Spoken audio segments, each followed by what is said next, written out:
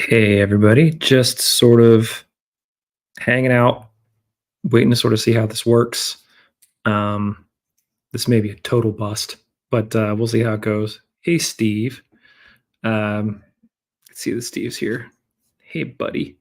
Um, my goal was to originally try to just have all of the comments kind of streaming down the side here, but it looks like they may have taken that option away from us, which is no fun. So I will see if there's some way that I could potentially do that.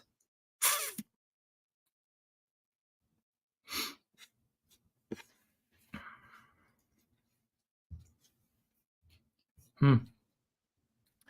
Doesn't look like it. That's a bummer.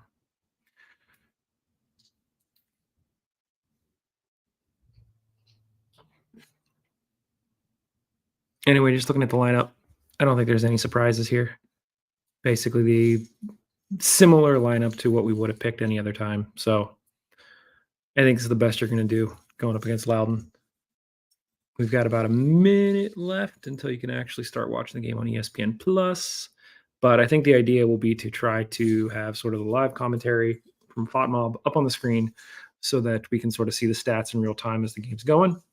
And then if you have any thoughts or anything that you want to see or talk about, just add a comment on YouTube and we will see it and we can put it up on the screen and we can discuss and we'll go from there. But otherwise, make sure that you're watching on ESPN Plus or KDKA Plus. That is where the game will actually be streamed live. We will just sort of have the stats up here, and this can sort of be a centralized hub where people can comment, talk about the game in the comments, back and forth, and share some of the stuff on the screen. We'll have the stats up, and I will share some thoughts as well in real time as the game is progressing. Obviously, there's a little bit of an issue where, depending upon where you are, there might be a bit of a delay. So we don't really want to spoil anything too much potentially. So, so we'll try to celebrate any goals or anything like that, maybe a few seconds after the fact, so that nobody, has that opportunity for those celebrations to get spoiled or that surprise to get spoiled. But yeah, we'll see how this goes. Leave your thoughts in the comments about how the game, about the formation, about the team, whatever it may be, and we can discuss it here in the chat, and we'll go from there. Alrighty, let's see if I can actually turn the game on now because it is 6 o'clock. No, come on, ESPN Plus. What are you doing? They moved it. I hate how they do that. If you try to get into the game early, it doesn't let you, but then they move it somewhere else on the screen once it is live. That's a bummer. Okie dokie. We've got game. I don't have audio, but I have game.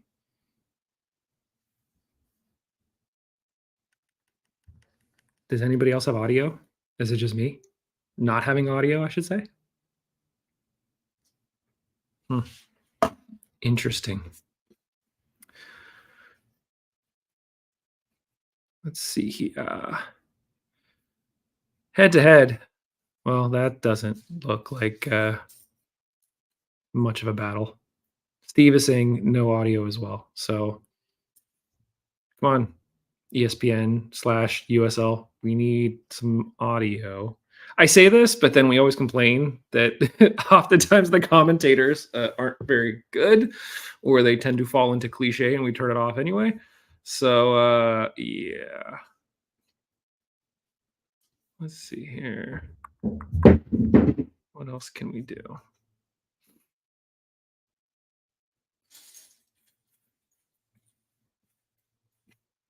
Yeah, I'm really bummed that we can't just like have the comments on the screen anymore, like a stream of them. I have to click on each one individually. That's a bummer. Oh well. If somebody out there gets audio, please add it in the chat because I still don't have audio.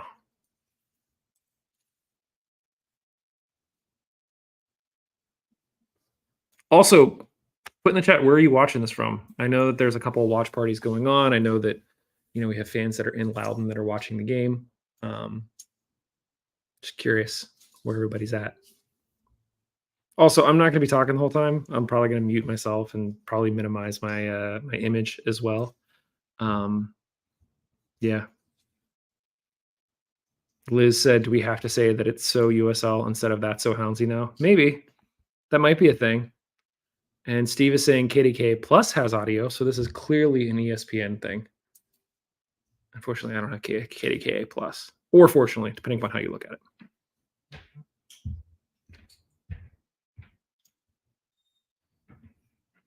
Josh says watching from the couch was too tired to leave the house. Ugh. You guys should totally just jump in here with me, and we could just all talk about the game in real time.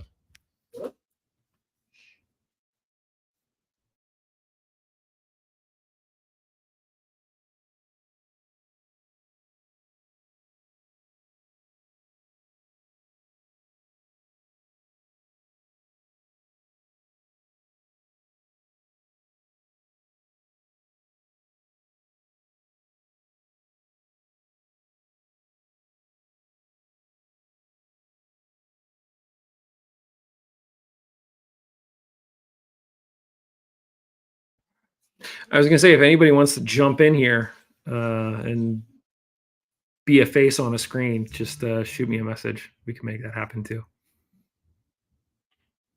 or not. It's totally your call. As I said, this is totally an experimental kind of thing. We'll see how this plays out. But didn't want anyone to feel like they're having to watch this game alone because it is such a big game. And if this goes well, there's a chance that the Hounds could be on the road for the playoffs, and whether or not we can travel or not will also be a question. So this could also be a good way for people to not feel like they're watching those games alone as well.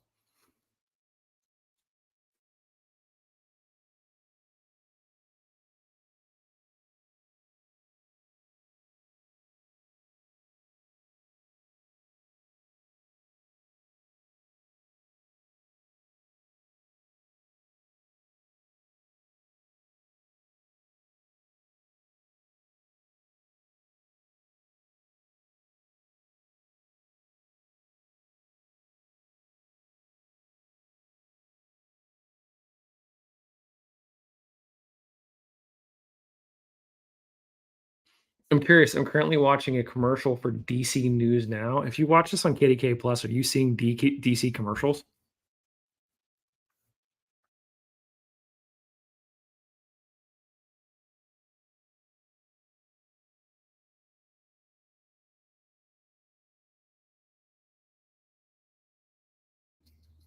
Steve said, "Nope." Well, that's good. Good for you guys. You should tell Steve about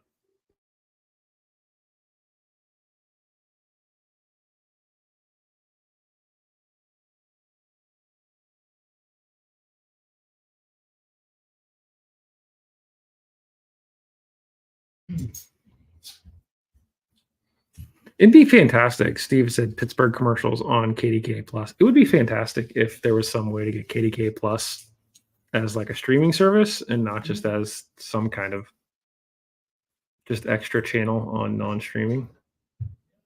It'll be interesting looking at the bench for sure. As with every game, you have to figure that most of those guys are going to get into the game, and some of them could be legit game changers if Loudoun or we are tired late in the game. So I think that in the prediction show, Justin and I both said that we were thinking that this is probably going to be a 2-1 Hounds win. We're hoping for a 2-1 Hounds win. So we shall see. Game is officially starting.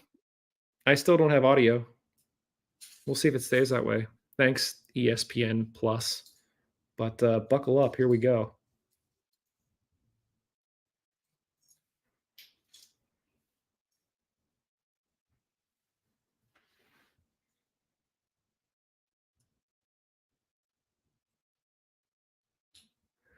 Talked to Robbie Mertz earlier this week, and he was saying how the field plays really, really slow. It's like playing in quicksand. Did see that the team got there yesterday, got some practice time on the field. Hopefully it was enough time to adjust. But early on, it didn't look like Kizza had any issues sort of turning that corner and get some speed. So, yeah. As Josh said, large Steel Army group is there. Wish I could hear them. Agreed. It would be great to hear them on the feed for sure. But yeah, you can see all of like the black pellets that get kicked up every time they're dragging their feet. So that definitely is going to play a factor here in terms of the speed of the game.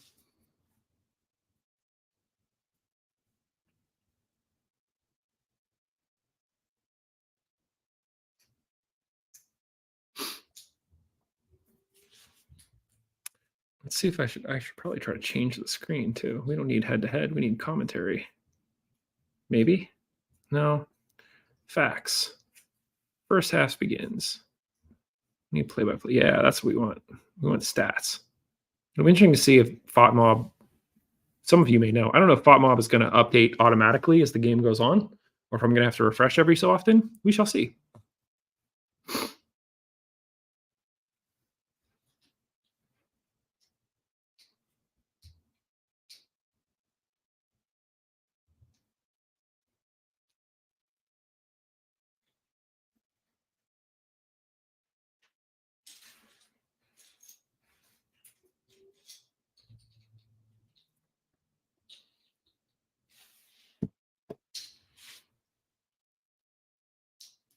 Also, would love feedback about all of this. So if you guys like get bored and you click away, tell me that you got bored and clicked away, because I want to know that. I want, like I said, we're kind of testing this out just to kind of see, is this a kind of thing that, you know, maybe we do try to do during the playoffs? Because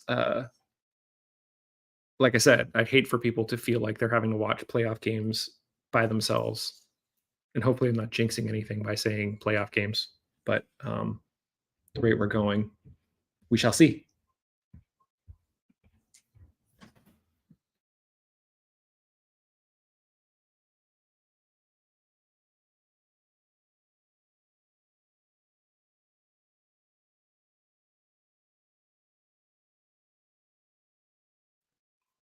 Looks like FOTMob is not updating automatically. Let's try hitting. Oh no, it did. It did before I hit refresh.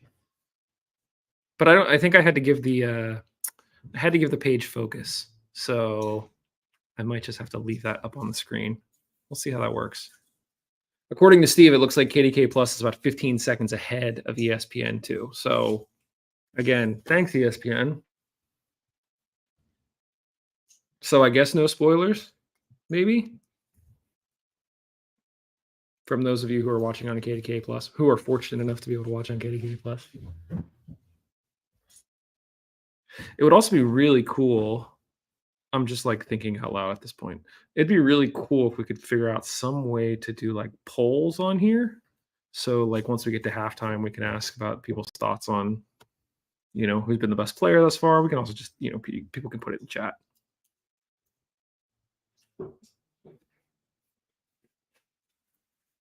As Steve mentioned, best thing about this game last year was Bob Lily's mom and brother were at the game. Yeah, it'll be cool to see if they show up. I know the Steel Army got some pictures with them. Maybe we'll see some pictures after this one as well.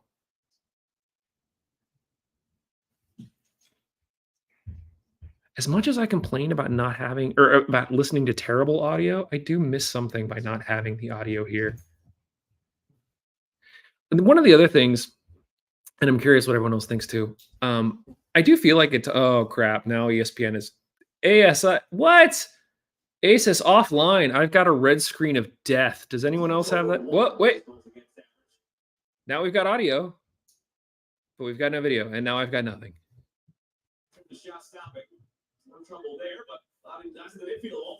Okay, here we go. Now we got audio. Well, that's good. I'm going to turn it down so you guys don't have to hear my audio coming through these headphones.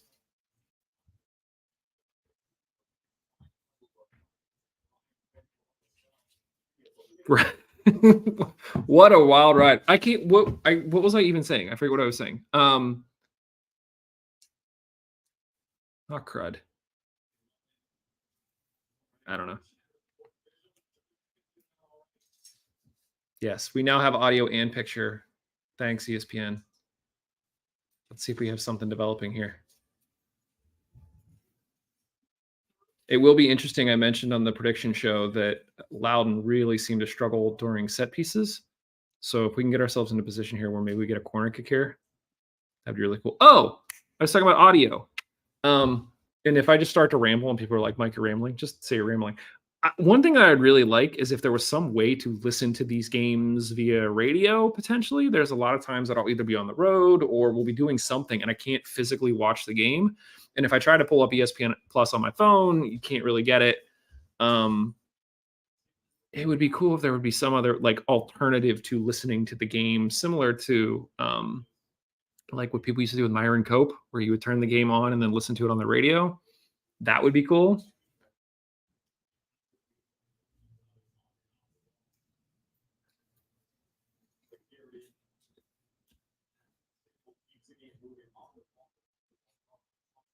I'm curious if I refresh this, is this actually going to change the stats? No. Same stats. Fought Mom, you got anything else here that's interesting? Not really. That's a bummer. All right, well, we got stats.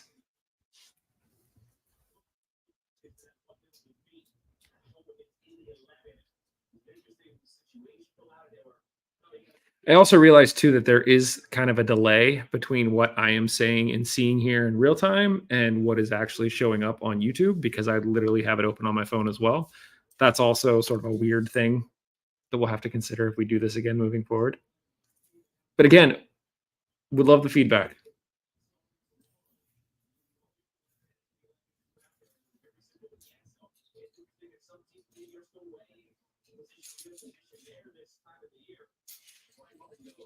Here we go. Here we go. Wasted.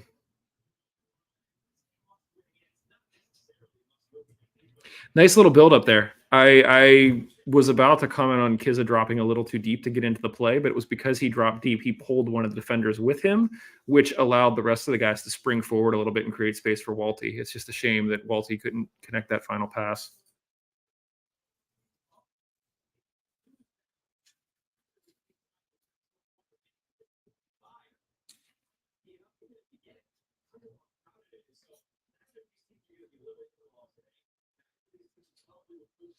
Hey, thanks, Benjamin. He said, if you want to do a poll, I would recommend looking into a site called RCV123.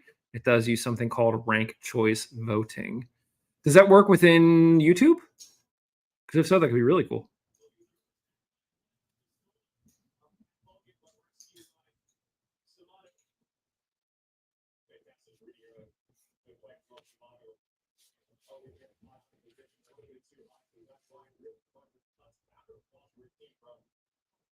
Early predictions. Who do you think is going to be the player of the game? Put it in the chat, and we'll see how it plays out. My guess early on, this feels like cheating. I'm going to say Jacqueline. He's been such a force the past few games, scoring goals, getting assists. If we're going to be successful, I feel like he's got to be a big part in this. It might also be Dick, although I think that the defense is going to do a good job of limiting Loudoun chances. So I don't know how much Dick is actually going to have to do.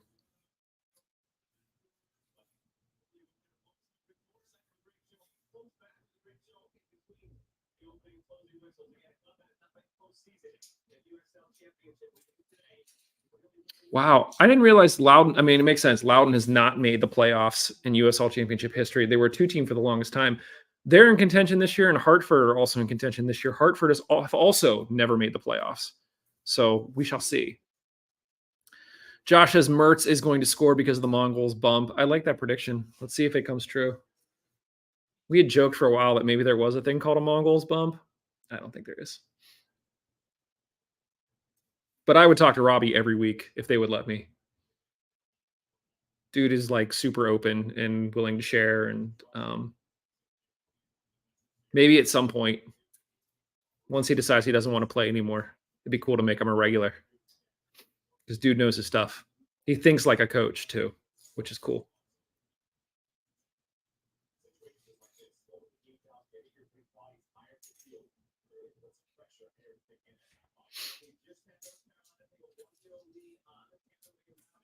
Ooh, so North Carolina just went up 1-0 on Tampa.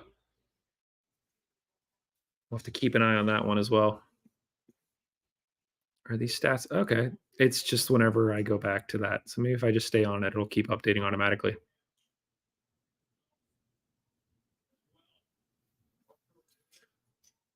We also knew coming into this one that Loudoun likely we're going to have the bulk of the ball. Justin and I talked about that in the prediction show as well. They like to pass a lot. So the fact that we're seeing early possession stats of 68% to 32 is really no surprise. Steve said his prediction is he's going with a center back scoring a header for the play of the game. I like that shout too. I just mentioned about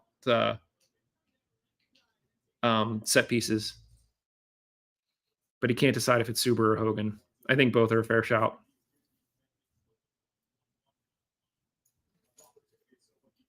But yeah, let us know. Who do you think will be the player? The player of the game. Sorry, not just the player. I'm like half paying attention to this, half watching the game. Oh, that's cool. Thanks, Benjamin. I appreciate that info. We will absolutely look at that for sort of future games here. RCV123. Good call. Ooh. All right, here we go. Set piece in a very dangerous spot. Robbie getting clipped from behind. Let's see if we can actually convert here. Don't take this fast. Set this up, guys.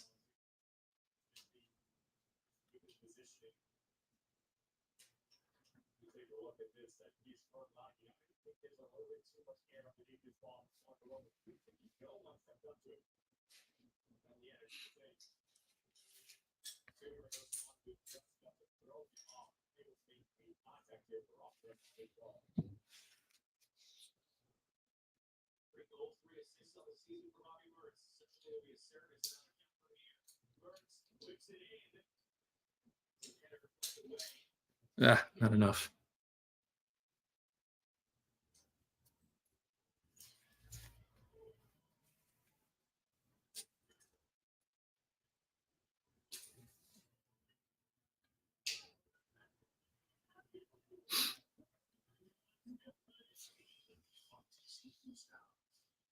What? Now they're doing like ads within the game on for DC News Now. Is this a new thing? I've not seen this on ESPN before.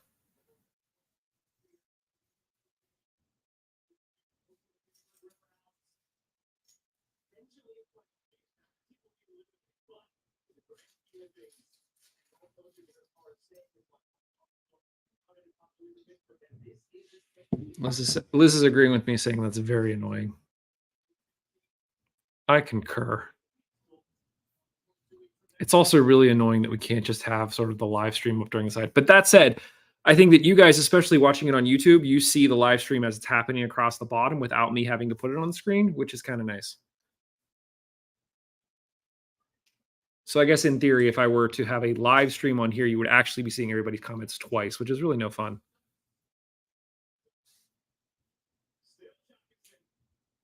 Corner. We got a corner. Sorry, I said no spoilers, but then I'm really bad at actually reacting in real time. So apologies there. Also, is it easy for you guys to comment on this in real time? Or comment in the video itself? I realize if I put my phone down, then the comments go away and it's not super intuitive as to how to get them back. But I can go in here and just say, what's up? And I can drop in comments that way too. But it's a lot easier for me to put it straight into the chat for from the StreamYard. Sorry, I'm talking too much. And there's like game going on.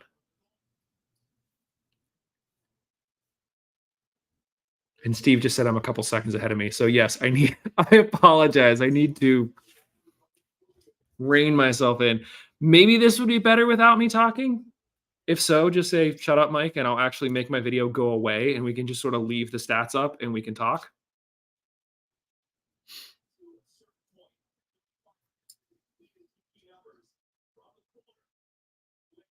Looks like Loudoun might have cleaned up their special teams a bit. That's way offsides.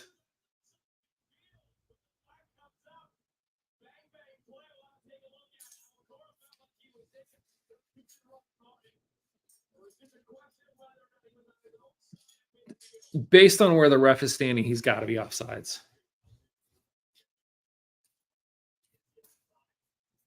Liz just asked, this is just like anytime I watch the show. Is there somewhere else I should comment? No. You just keep commenting the way you are. I was just providing a little inside baseball there where I can see the comments within the tool that we use to stream. And it's easier for me to comment there than it is for me to pull up my phone and try to comment that way. I mean, thus far, we feel like we have the better of the chances and we feel like we're a better team. I know the stats say that Loudoun have a shot and 64%, but again, we don't want the possession numbers.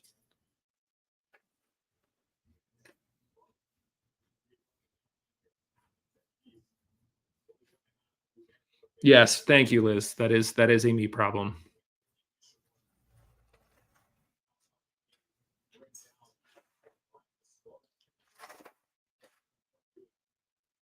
Side comment, I was thinking a bit about not just the Hounds, but the Riveters and sort of all of the different players and all of the different games and all of the different content that we're going to be covering next year.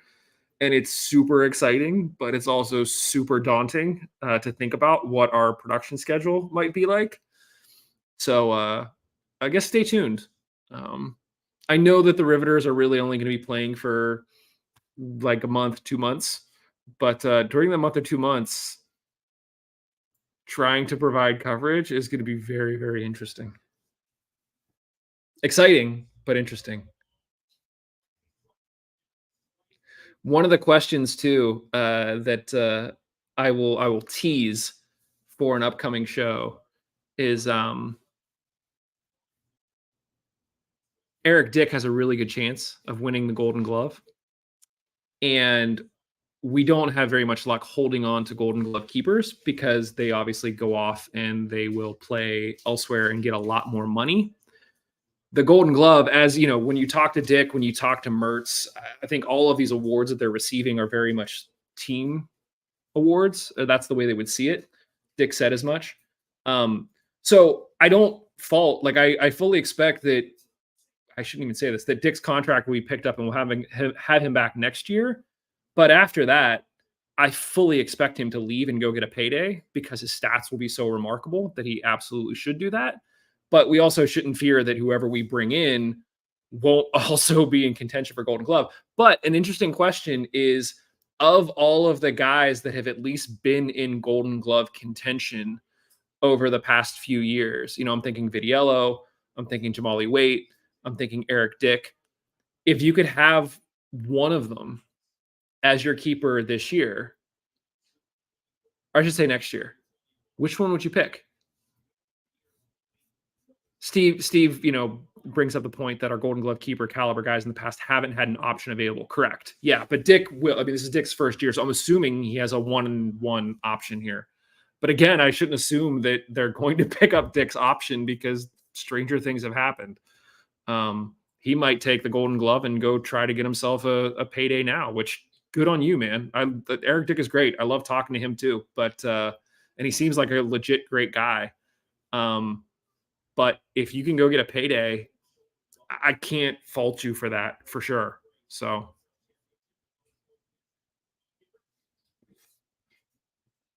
Spot Life have any other stuff? Hey, wait, we do have more stats. Sweet. That's what I'm looking for. Oh man, they're saying Loudon have twice as many passes as we do. Woof. Ooh, Steve with the shout taking Kyle Morton when he left. Yeah, that's a good shout too. Did Kyle won the Golden? No. Was Kyle like one game behind us for the Golden Glove? I feel like there was something there with Kyle where like Lily didn't play him, and if he did, he would have gotten it. Was that him? Drew said Dick for sure. Out of all those guys, he has the better experience, right? Video's been in the league longer, but Dick's been in the MLS, right? Yes, I don't know if I would consider experience to be everything though.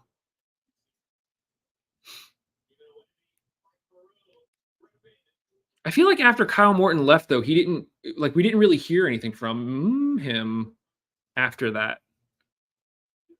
I forget where he went to go play. It feels like we're having a moment.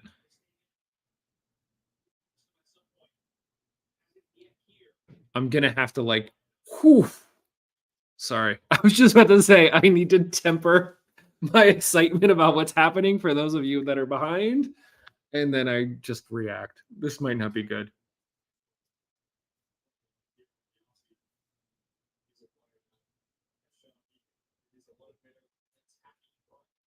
That's right. Morton went to Houston.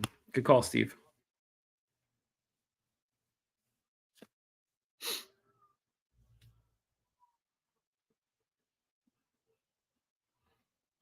Looks like we're creeping up in the possession numbers.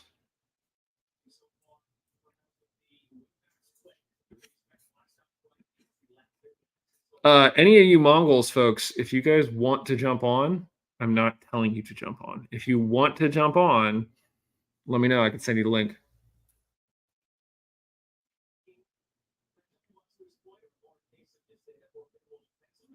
But I also can't guarantee that would be any good because we might be on different delays. We tried doing this during COVID when the season just kind of like ended and we didn't have anything to do. So we said let's get together and we were live streaming soccer movies. Which it was kind of cool to go back and watch some of the soccer movies. Some of them were kind of duds or they weren't nearly as good as I remember them. But trying to react to the movies in real time on Twitter, it kind of seemed hit or miss.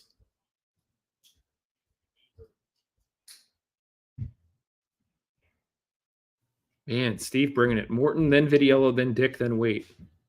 No love for Jamali Wait. Ooh.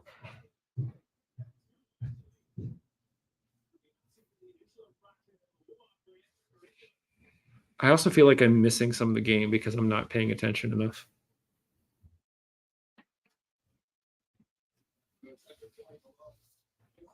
Ooh.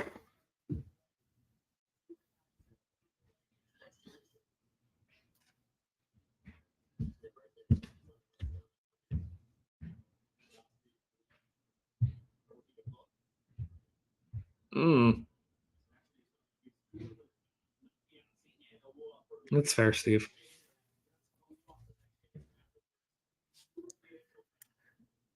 We need to be careful giving up too many opportunities on our end as well. Josh, to your point, I think you pointed out their massive scoreboard. It's really funny to see their tiny little like clock and game board in the other corner.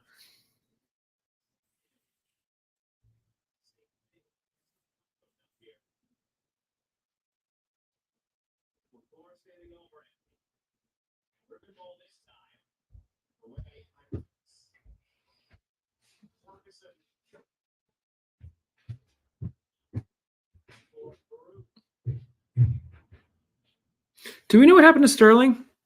Did he just get hurt? And has just been out because he's hurt?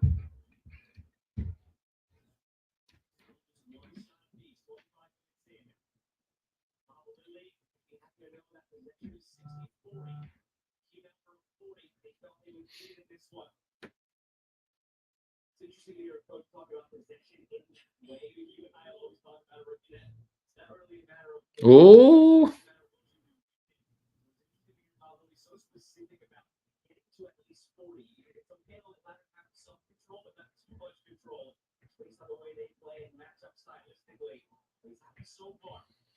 Kudos to Loudoun for playing out of that pressure. I don't like that I just said that, but you know.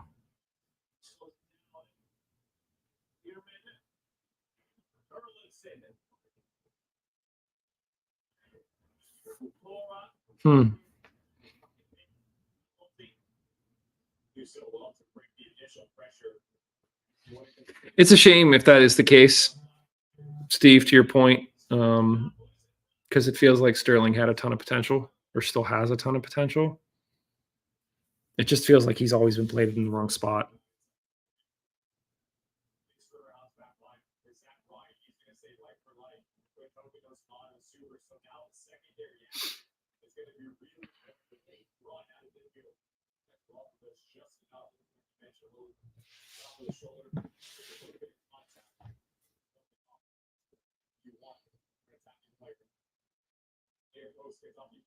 Oh, something else for those of you who are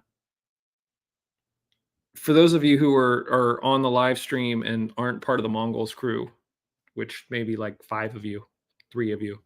I did get confirmation that barring something crazy happening in this game or alien abduction, according to Matt Grubba, we will be talking to Danny Griffin this week on the pregame show. So something that we're going to put out there probably tomorrow after the game, just so that we're certain, is that we would love for people to record questions for Danny. Basically, just do like a selfie video of yourself recording a question. I will share out an email address where you can share those videos. You can send them. And then what we will do is when we have Danny on the show, we can actually play the question of you asking him, whatever your question may be. And that could be a lot of fun to sort of hear other voices on the show. Danny can react directly to what it is you have to say. So yeah, it could be cool. Yeah, no worries, Steve.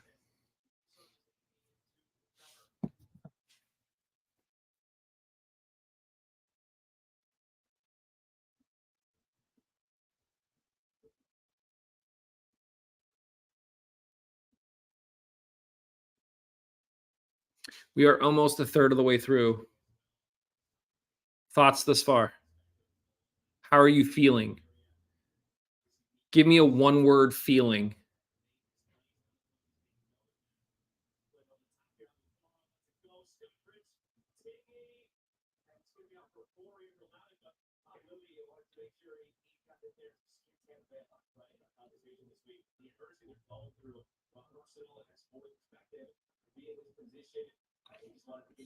Liz says squeaky.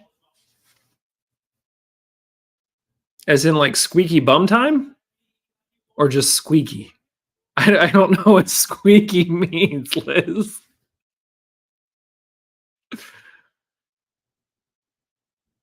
It's also been a while since we've referenced squeaky bum time. Okay, she says yeah. Josh's one word is could be better. Thanks, Josh.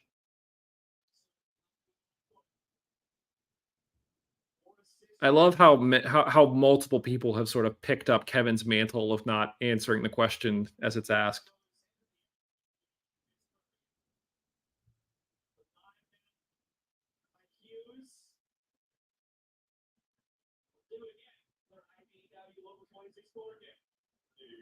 I don't love how much defending we're asking our forwards to do in this game. I would like for them to get a little bit higher, but I also understand it. You don't want to give up a goal.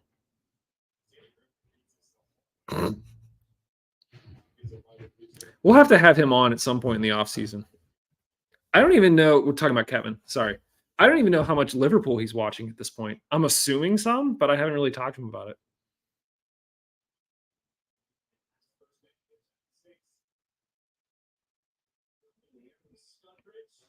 Handball. No?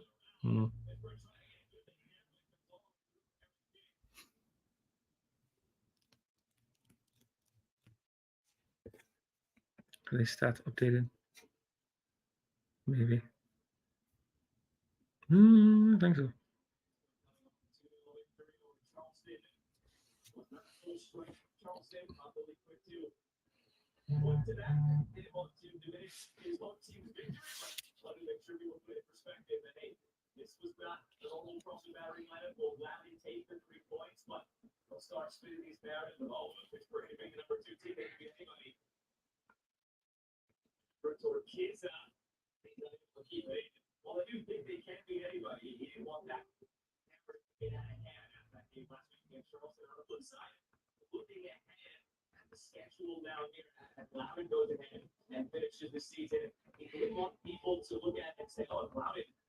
Drops the points here against Pittsburgh and done enough to the Riverhounds. You could Loudoun next Charleston, do that Charleston next, because it can be the same thing where you have that here and after Preston players. So there's certain teammates there next to you on the schedule, but without the stretch, doesn't mean it's going to be that team's been all year.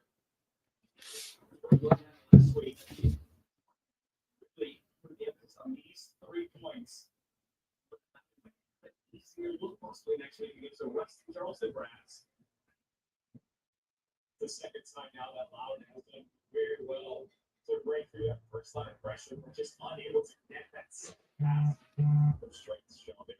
Still with it. It's not many times that you see this Riverhounds side get out of shape. It's a really difficult time dealing with the movement. The combination between.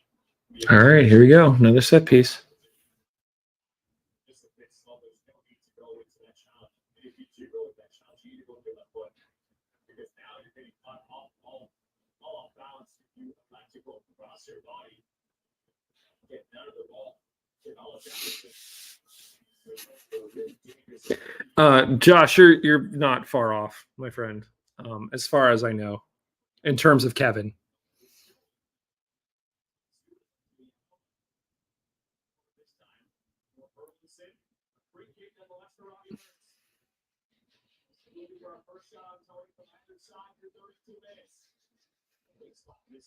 I wonder if we actually draw up like set pieces rather than just go for it.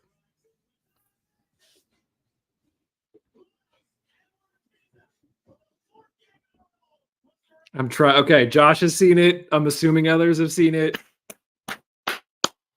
I feel like I need like fireworks or something on here because, like, yes, Kizza with the header, 1-0. Let's go.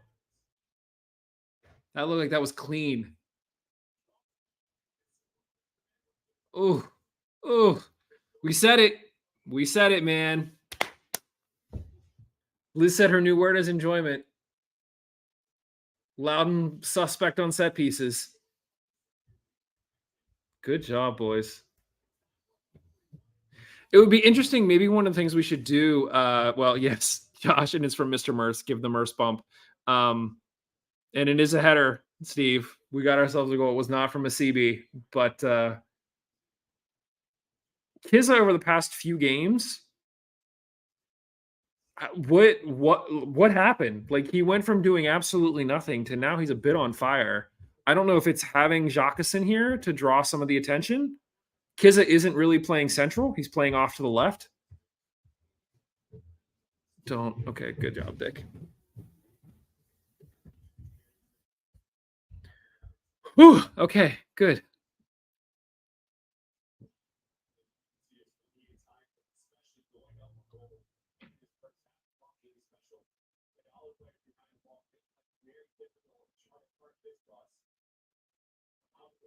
No, let's not do that. The announcers are talking about how we're up 1-0. Let's park the bus. Let's not do that. We've talked about that and how that's bitten us before. That's a big no. Keep going.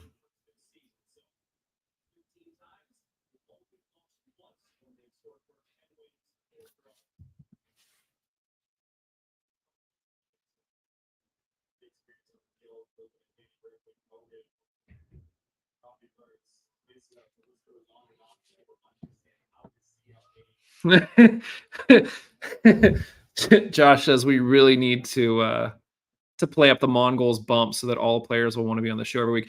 That was something that I meant to ask Robbie after he scored last week.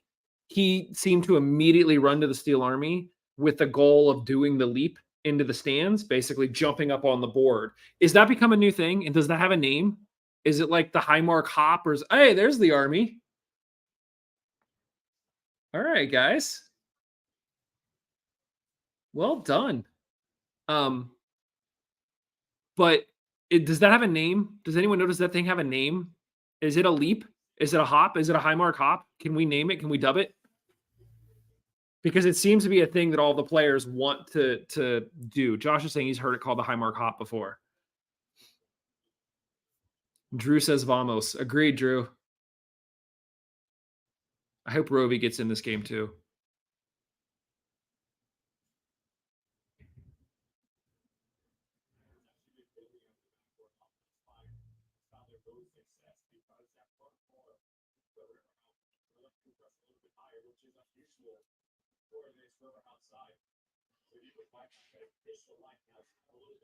Also, I'm curious. any of you on here, we have done a ton of player interviews this season. Obviously, we're on the second round with some. There's a few players that that I've not talked to, just a few. I'm curious who your favorite player that we talked to this year is, if you've been keeping up with things.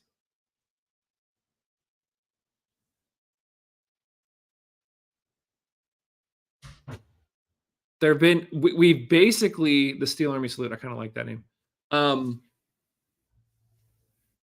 We've basically asked for pretty much everybody at a certain point in time, and for whatever reason, certain players just aren't available, and so we kind of move on to whoever might be the most prescient one. Part of the reason why we're talking with Danny Griffin this week is because I thought it would be really interesting to get his thoughts heading into the last game of the season, his first as the captain. But yeah, Steve is saying Suber was great. I did enjoy Suber. I wasn't sure how that one would go because especially since we had called him out. I had called him out because I thought his defense was his distribution in general was lacking early in the season, but he absolutely turned around. He was a really good sport about it. I brought it up on the show and apologized, and he was just like, "Yeah, no big deal." Like he was known as a ball playing center back before he came here, and it just took him a little bit of time to get into the system. But Suber's been great.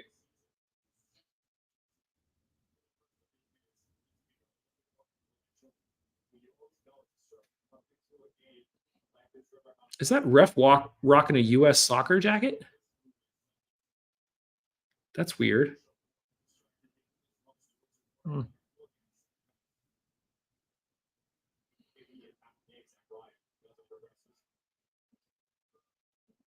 I really like talking to Asimanu. I did not expect those to go as well as they did too, but like his background, his story was fantastic. I really like talking to Langston. But I could tell he was like super nervous. So it would be great, in future interviews with him potentially, if he's not as nervous. But he just seems like a really cool dude.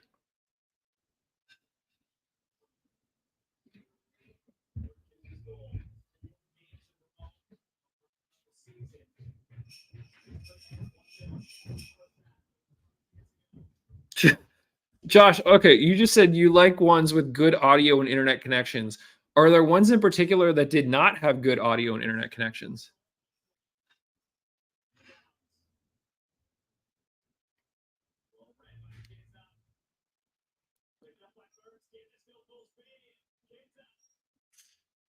Somebody give him some support. Robbie. Too much. Robbie knows it's too much. He's not happy about that.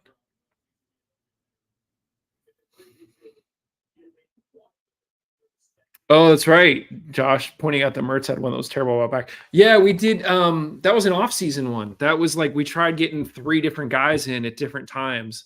And I think I was really looking forward to the Robbie ones because, like I said, we always tend to have a good conversation. And whatever it was when he got in, his connection was just awful. And I felt really bad about that. I did one with Rovi once too, where it was, I think it was the off season as well, and he had just like gotten into his new place and the Wi-Fi wasn't set up right, which was really funny because this year when we had him on, they set him up at the practice facility in Montour. So he was sitting outside at the practice facility where they knew the Wi-Fi would be really good. And he was joking about it as well because he knew the previous time his connection was crap. But yeah, Rovi's great. So many like great dudes on the team, like just to hang out and talk with. We don't really have any like divas as far as I can tell. I haven't talked to them. I'll just put it that way. So of the 80% of the guys that I've talked to, I haven't come across any divas. Actually, in the, 10 years of us doing this show, there's only one diva that I've ever come across.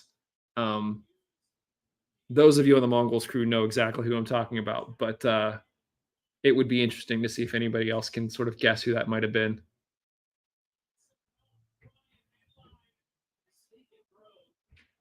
Smothered him. That's Josh said someone forgot about Romeo. That's the diva. Whoops. Yeah, exactly. Yes, Romeo Parks was the diva. I feel like the statutes of limitations in terms of how long ago that interview was has passed, but after his incident with the team, and he came back, we offered to do an interview with him to sort of give him an opportunity to talk directly to the fans, and to say that I was disappointed with the reaction is probably an understatement. So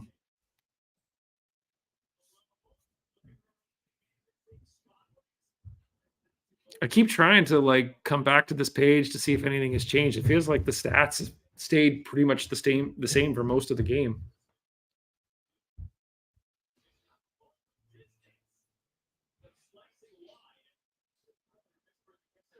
I feel like it's gonna.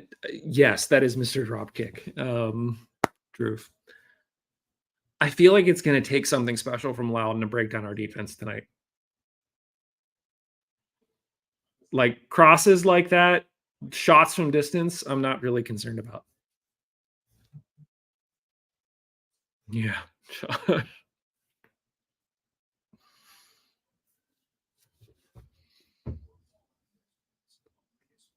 Yeah, what is this DC news now? How do you get like preference on ESPN? Like running commercials during the game. What is this? That's garbage. If I wanted to see commercials every 2 minutes, I'd watch football.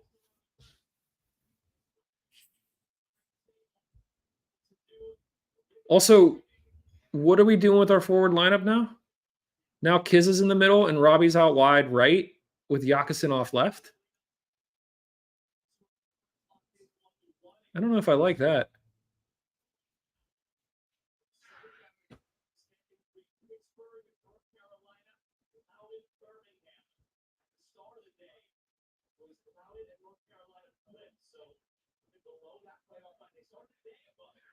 Let's go, guys. Just let's get out of this half.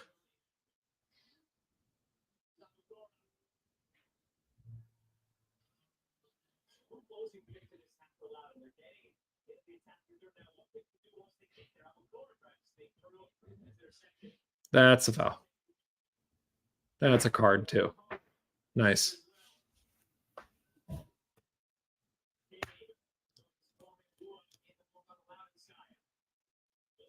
Yeah, just quickly back to the Romeo Parks thing. I was not thrilled when the team decided to bring him back after all of that. And his performance at that point was pretty garbage anyway. I get it, like trying to give the guy a second chance, like he made a mistake, especially if you know him personally. But like I said, when I was on the interview with him, I don't want to say there was no remorse, but definitely didn't seem like he was too apologetic about what happened. Or he was feeling too apologetic about what happened. And that is some inside baseball for those of you that are here on the stream. I'm assuming most people won't ever see or hear this. So, welcome to the club.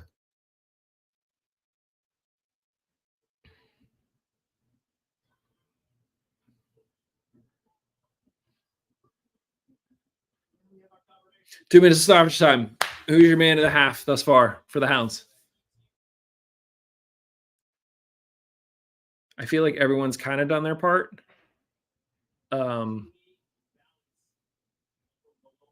Maybe give it to Kizza because he's the one who scored.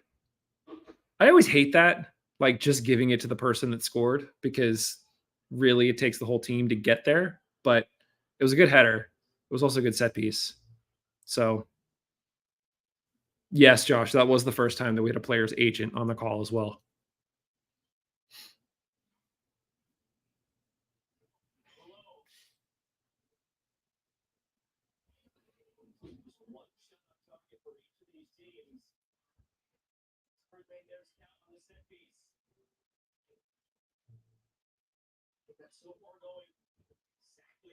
sort of thought it would.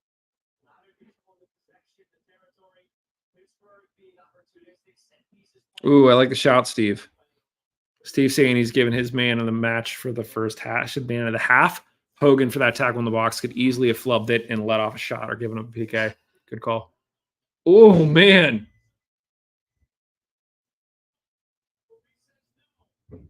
Do you give it to Asimanu for that one? Whew.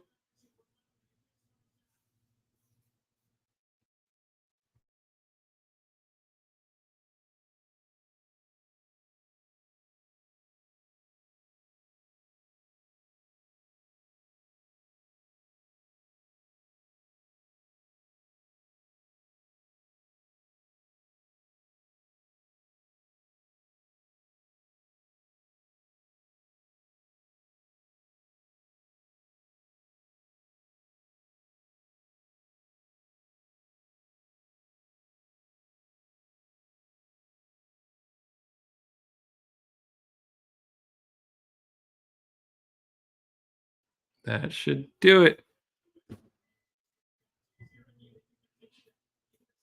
Josh saying that Burton might be his man of the match for making things happen. What now that we're up 1-0 at halftime, give me your score prediction. How does this thing end up?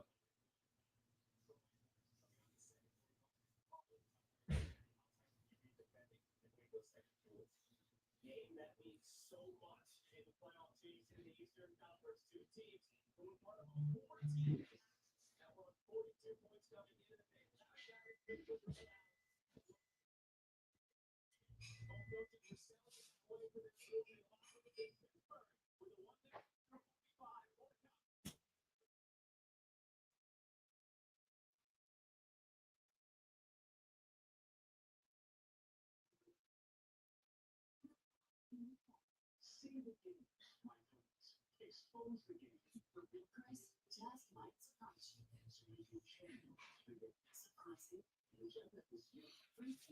All right. Halftime. I am going to go get something to drink, and then I will be right back.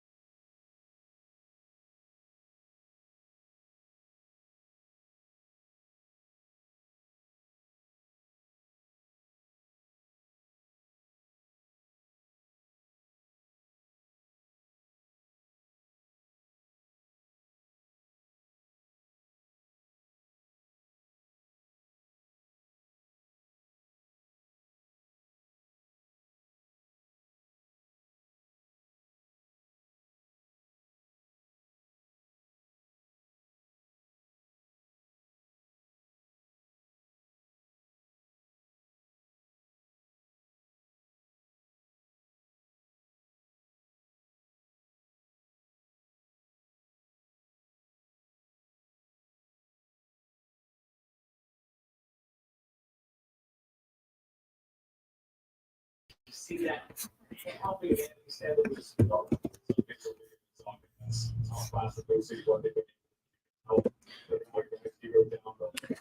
Interesting. If you look at the results from today, Tampa lost 2-0 to North Carolina. So North Carolina is able to jump up the table to eighth. But Tampa, again, we sort of talked about this a little bit in the prediction show. Tampa now on 46 points. There is a real possibility that if we can hold on to win today, and if we can win next weekend, we could potentially leapfrog Tampa.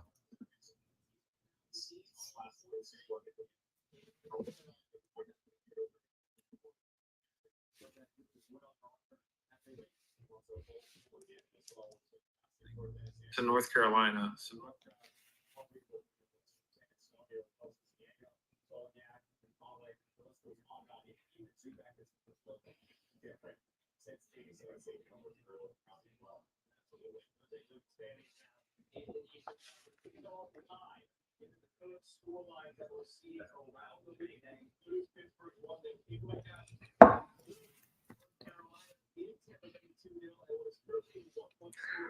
So yeah, I mean, looking at this and looking at the live standing that they're putting on the screen, with us sitting on 45 points, even if we lose next week, it would come down to a tiebreaker.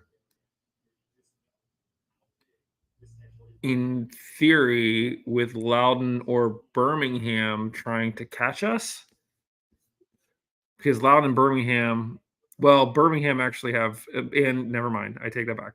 Birmingham and Hartford still have 2 games left to play.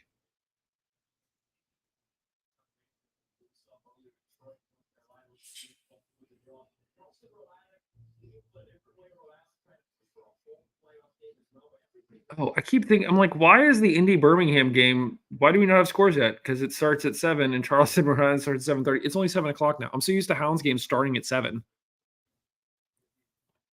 Yes, Hartford have a game in hand on Tampa. Yeah, we'll see how things shake out after tonight. Oh man.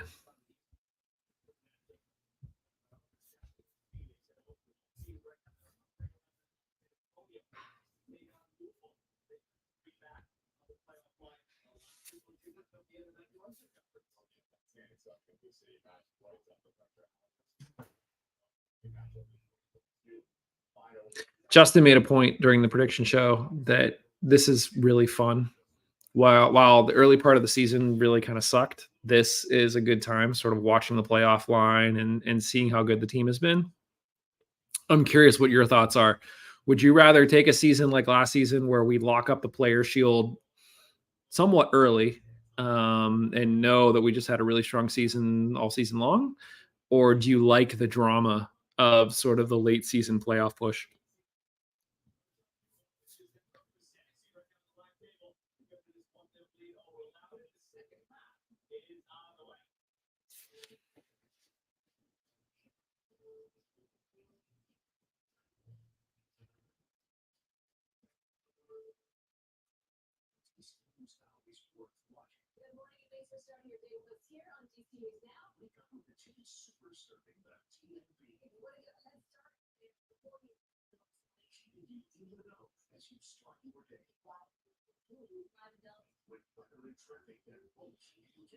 Is there a world in which we can lock it up with a win tonight?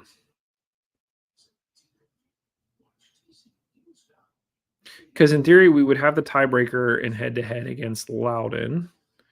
So even if we lose next weekend, the best they could do is 45 points, and we would be able. We in theory would have the tiebreaker on them. I guess Birmingham. We'll have to see how they do tonight. So no, we cannot, in theory, lock it up tonight.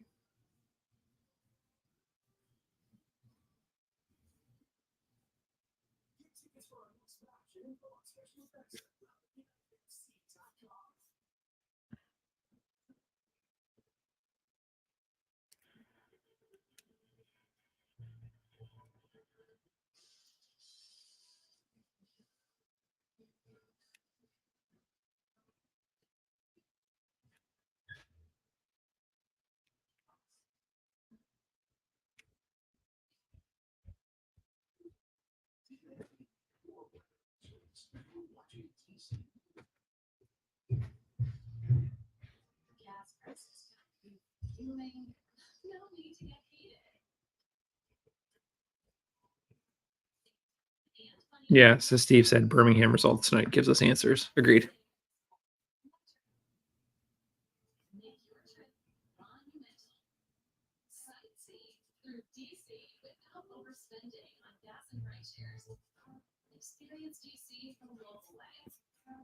Birmingham and Hartford results. Hartford currently drawing 1-1 with Tulsa. And they're on 41 points if it stays that way. So if Hartford stay at 41, granted, Hartford still have that game against Tampa. So they really have 2 games left. So they have the potential to leapfrog us if they win both of those games. But in theory, if they did that, no, it still wouldn't lock it up because Tampa would still stay at 46. So we would still have to do better than Tampa.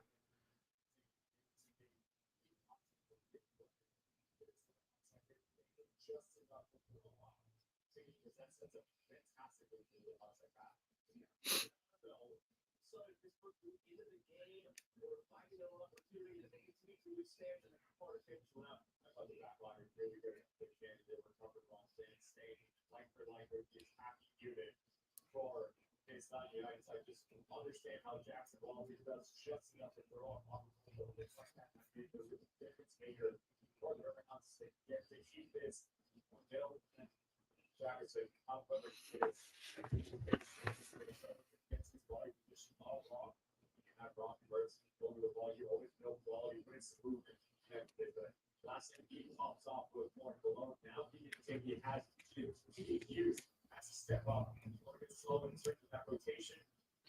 Steve, to your point, Suber was right there in front of Kizza on that header. It just skipped right over his head. So he was close to getting that goal. Benjamin is asking, what is the highest that we could reach? So currently we're on 45. So at most we could hit 48, assuming that we win against El Paso next weekend. So in theory, if Tampa doesn't win again and Rhode Island doesn't win again, then the highest we could get is 5th. And that also assumes that North Carolina, which has the same number of points as us, I mean, I guess if they win, then we would be tied on 48 points. But it seems like at this point we have the tiebreaker, hence why we're in 7th and they're in 8th. So yeah, the highest we can get is 5th, which would be a great spot to be in terms of sort of setting the tone for the playoffs, playing just the team in 4th versus, either having to go up against Charleston or Louisville again. But playing against Detroit in Detroit is a tasty, tasty chance for some retribution. We are back.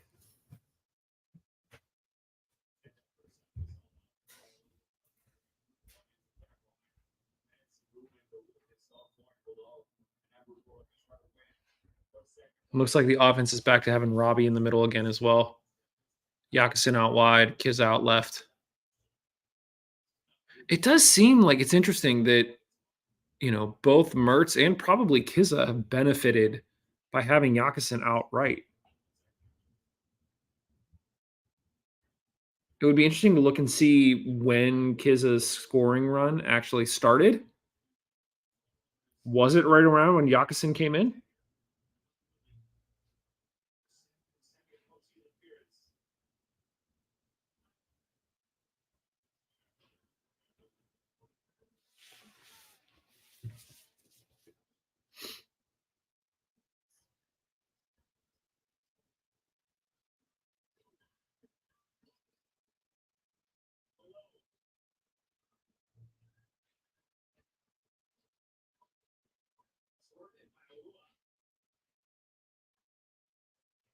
Too much of that in the first half allowed distance here.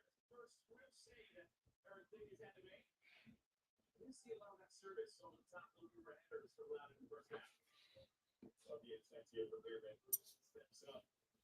No pressure on the ball whatsoever. Eric Lee makes this look a lot easier than what it is. Gives off the sharp plans to approach it, switch your hands. Difficult keeper for the Riverhounds.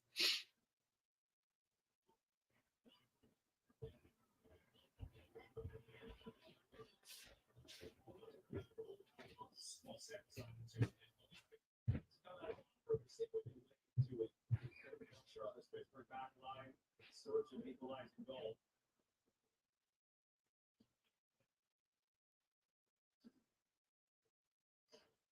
I feel like we need another one.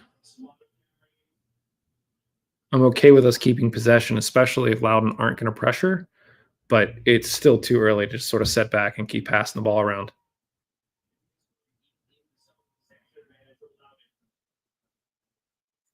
But this is a good possession spell. I feel like Griffin's been really quiet tonight.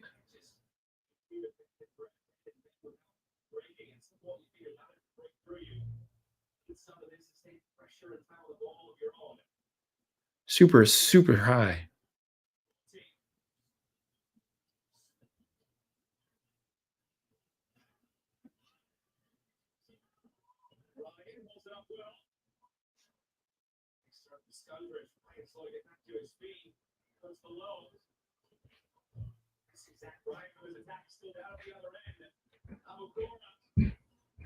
Good stick, Biasi. No, it's Hogan.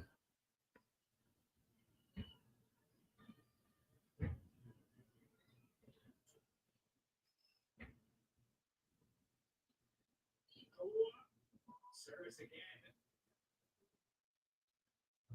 Keep going Pittsburgh's way, but the other side, a little getting up there and supplying the service for Loudoun. Just putting a broad service as well. So that's as far as up. Again, man, Kiss is back on our 18. He's playing almost more like a box-to-box midfielder than he is as a striker.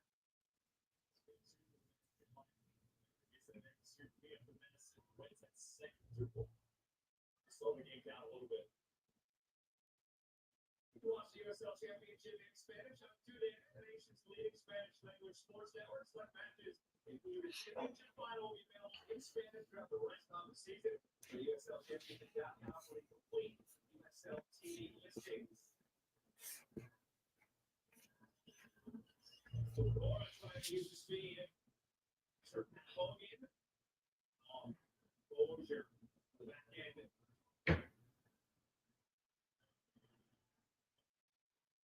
Contact there, but Brixton's keeping going.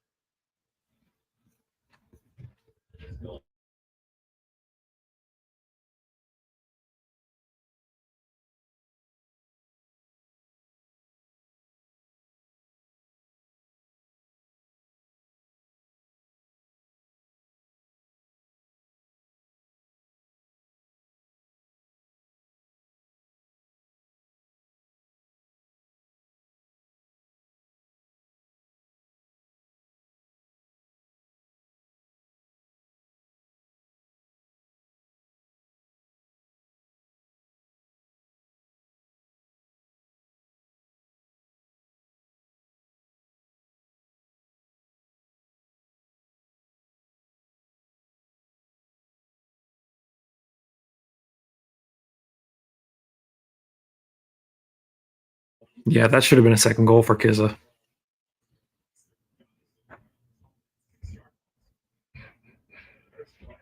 But again, we now have Jacqueson off on the left, which is interesting. I feel like I'm wondering if that's something that Lily has seen. Huh.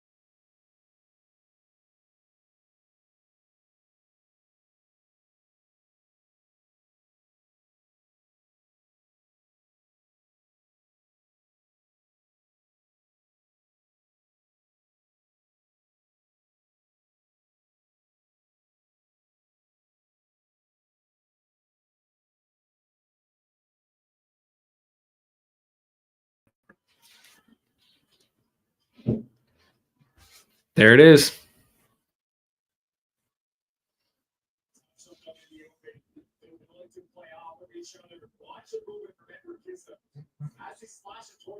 Ooh, man.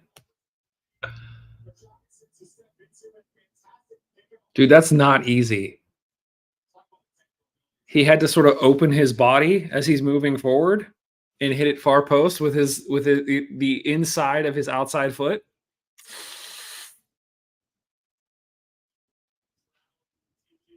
I wonder what the odds are of us locking down Yakusin for next year.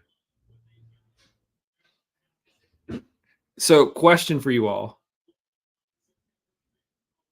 I feel like I know my answer. Who has been more impressive on a loan stint? Is it Yakusin this year or was it Kiza last year?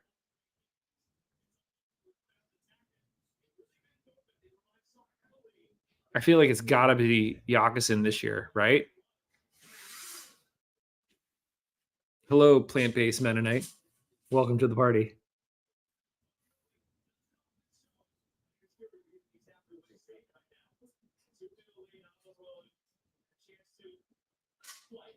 Now let's see if Lily can get his subs right.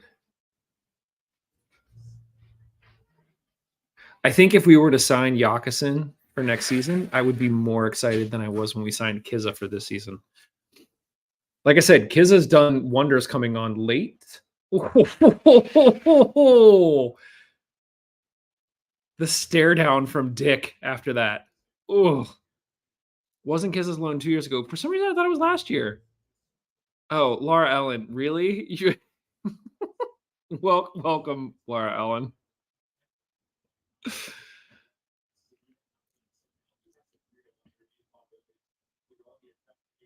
Oh, here we go.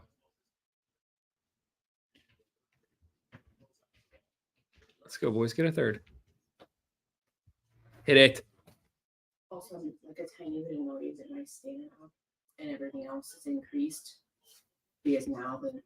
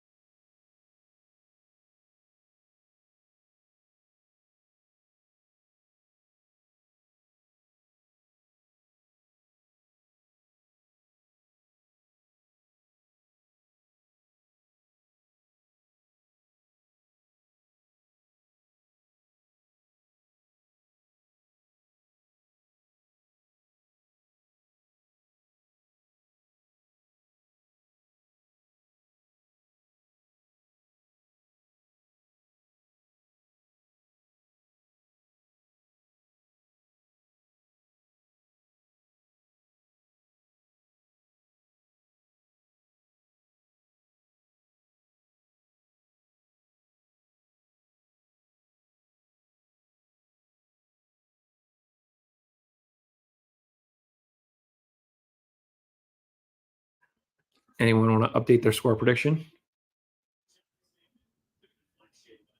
Now Jackson's back on the right. I also wonder how much of this is the players making decision in game. Oh, Laura Allen's back now. She got a new name in the face. How much this movement and switching positions is the players just sort of doing it in game themselves versus Lily actually making the call. Talking to Robbie this week, it sounds like, well, Robbie's taking up a different position because Yakusin is here playing off of the right, but I mean, they're definitely in sort of their defensive formation. Yakusin is now on the right. Kiss is out on the left. That feels strategic to me.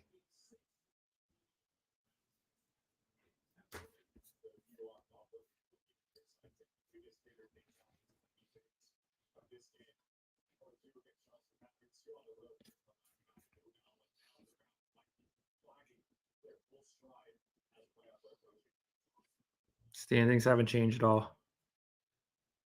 Oh, wait. Birmingham's down 2-0 in their game now? Woof. Indy's up 2-0 on Birmingham. That game just started, well, I guess 27 minutes ago. Interesting. Something to keep an eye on. Laura Allen, I feel like you're just a big ball of stress whenever you watch these games. You need to relax. Have a good time.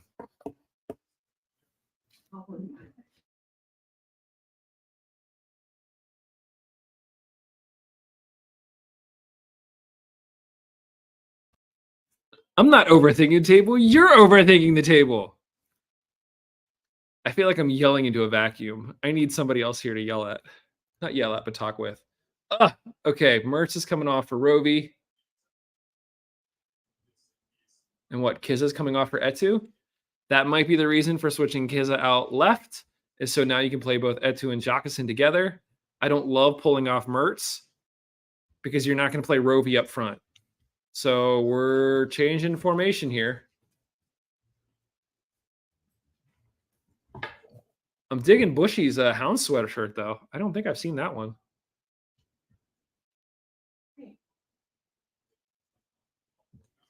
So what? Yeah, I know. Don't worry. I know no one's listening to me. Yeah, what is this formation then? Wow.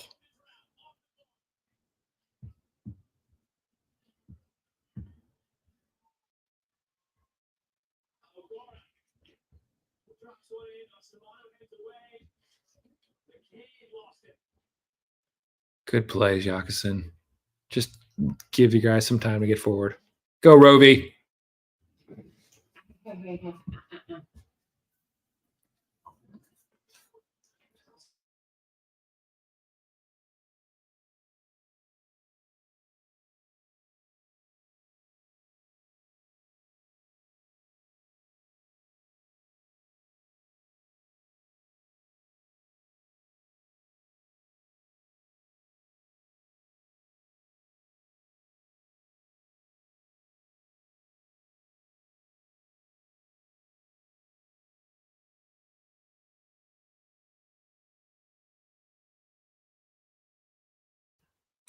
So are we on like a 4-4? Well, hold on. Let's see. Oh, well, Dick did save that. Ooh, I wonder if he touched that or if it hit the post. Regardless, big sigh of relief there. It looks like we're almost playing like a 4-4-1-1 with Rovi underneath Jockeson. Yeah, Josh, that's what I'm wondering. I think it hit the bar, but Dick was there.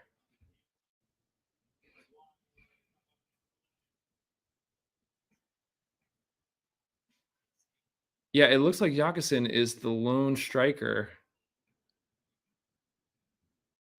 The question is where is Rovi playing?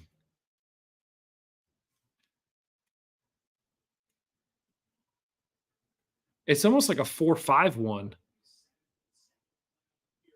And then we just rotate certain midfielders forward to attack, but then they drop back to defend.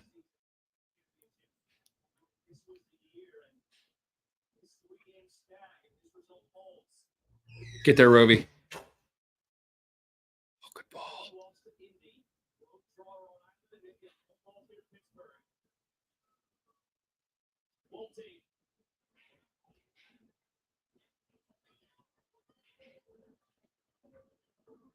Mm.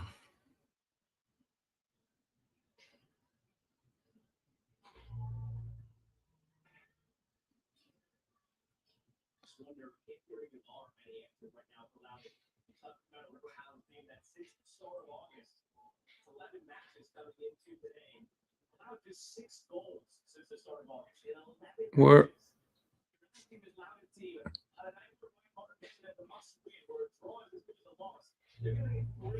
Laura Ellen, you're late to the game.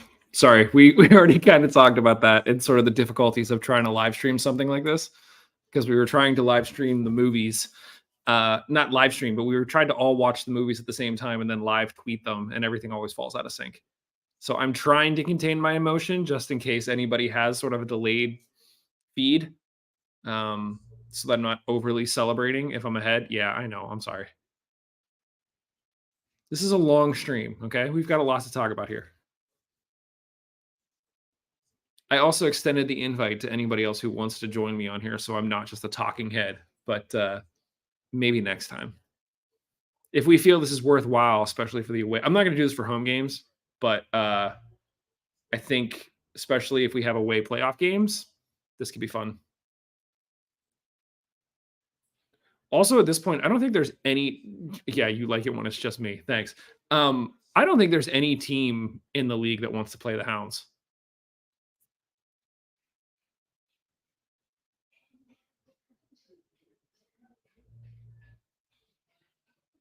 Also, is that dude wearing a plaid jacket with some sweatpants? Yeah, I agree, Josh. Like I said, it's interesting because I can see myself in real time sort of doing this, but I have my phone next to me and I can sort of see the delay on my phone in terms of when people are actually seeing what it is that I'm talking about. So, who are the Seagulls? What are you talking about?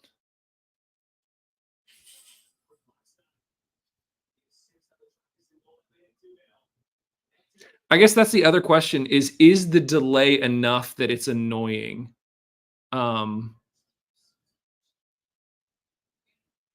I'm curious.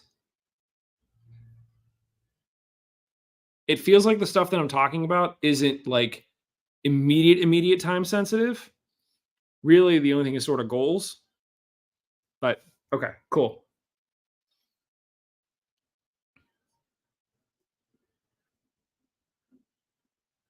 It feels like I'm on like a Google Meet or like a Teams meeting where like somebody else didn't turn their camera on. And so I'm just kind of talking into the void,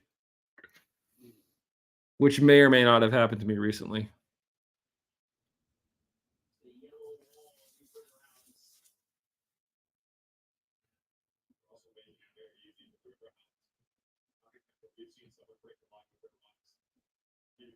Yeah, we're playing like a 5-4-1 with Biasi stepping up into the midfield from time to time. I don't think Loudoun can break this down. It's going to take something special. This is Lily Ball, man. Oh, interesting. Can you hear the broadcast now, Steve? I turned it down once the audio came on. Like, I can still hear it, but I don't know if you guys can hear it.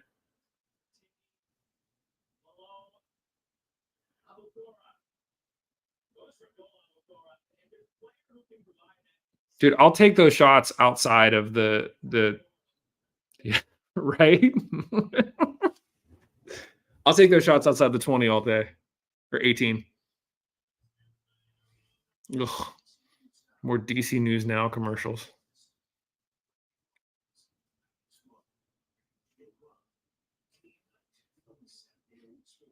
I also love how they're trying to like make their newscasters like into superheroes. Got it, Steve.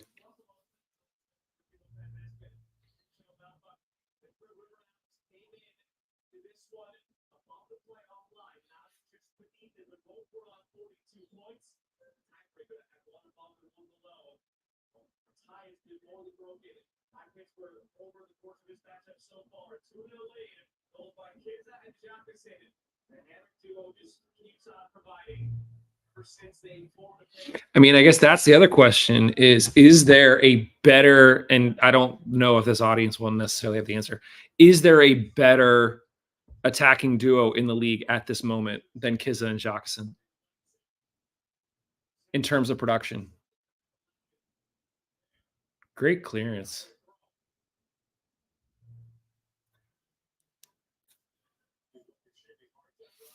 What's going on? Yeah, I agree, Josh.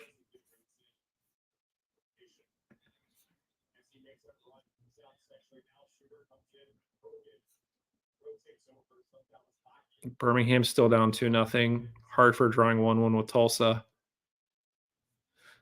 That bumps Indy up to 51 if they can hold on to that 2-0 win. Yeah, man, the odds of us catching Tampa are looking potentially good. They do have 2 extra games. One of them against Hartford, where Hartford is really going to be pushing.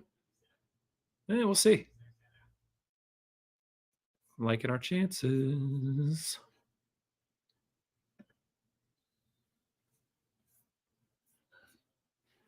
Oh, Josh is saying Markinick in Charleston.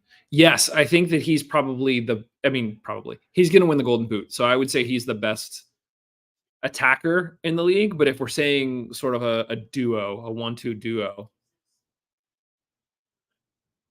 Jackson and Kizza could be it. It would be very interesting to see if you take this team back to the start of the season, and if you have Jacqueline from day one, where would we actually be sitting in the table at this point? Because I don't think we would have that 8-game stretch where we didn't. Or, well, the 8-game stretch where we only scored 1 goal.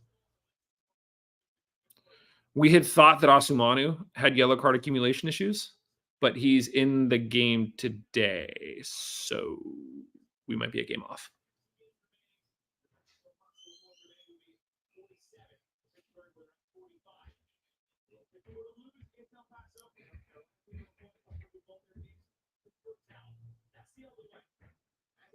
Dude, this game against El Paso next week. It better be a party.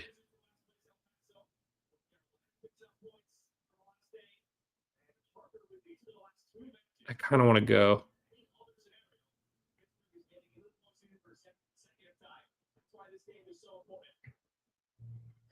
Offsides.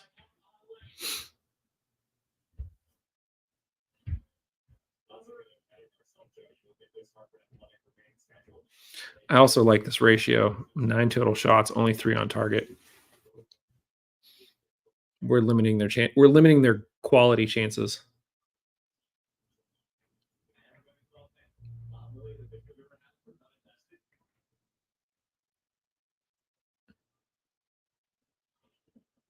Yeah, the announcer just making the joke about it. Remember in July when we thought the Hounds were done and dusted? We had right to feel that way.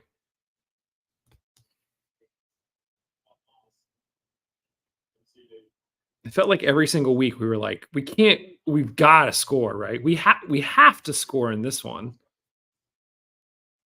And then we just didn't.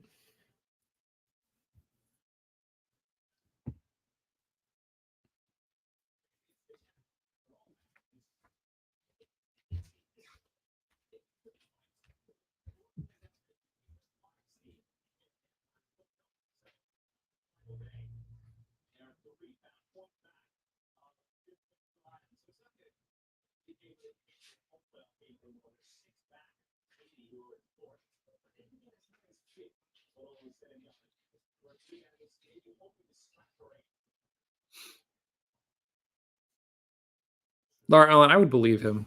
Justin seemed really positive through all of it.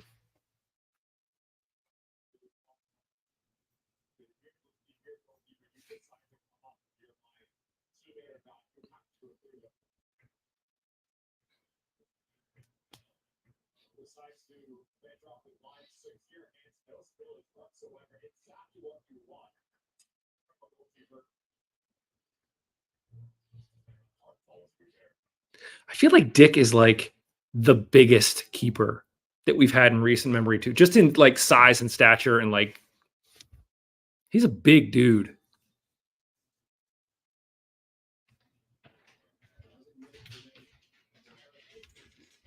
He reminds me of who was the keeper that we had that ended up going to play for City as like a backup? Why is his name escaping me right now?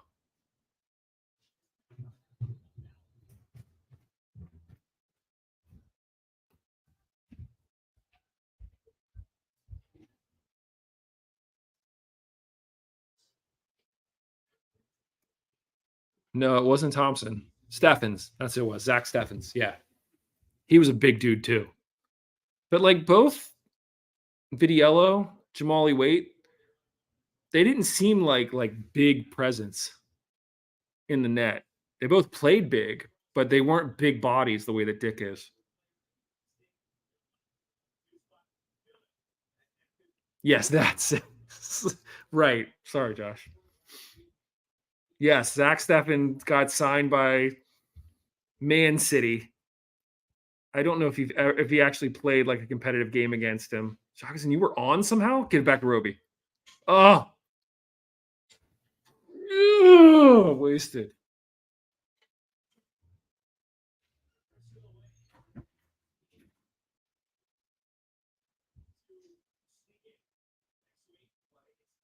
What is my crazy act with? Oh, I don't know. Yeah. Yeah, that's a good question, Laura Ellen. I know that I said that I would do something crazy if we hit, I think at the time it was 500 subs, but now we're at like 1.5 thousand subs. So I don't know. We're going to have to come up with something crazy to do.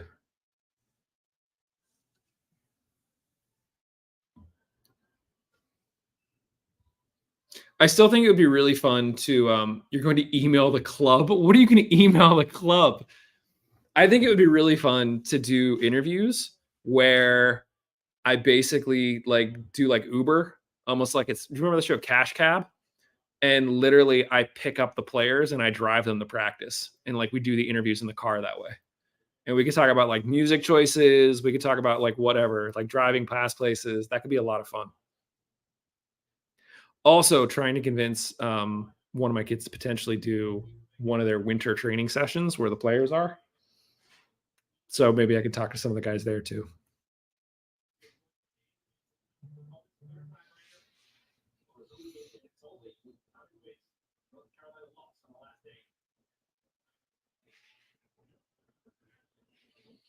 Steve, less than you would think, and I can explain more later.